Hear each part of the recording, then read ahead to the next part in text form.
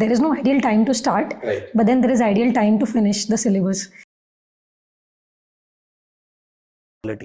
I have a starred question for both of you. Okay, I need an oral reply for the same. What is the ideal time that we should start preparing in the college, while working, or from the, you can say, reading newspaper from the school itself and then start preparing? I think there is no ideal time as such. Everyone can start at their own convenience, and because everyone will have different compulsions. Some people will have to prepare along with, say, studies or jobs.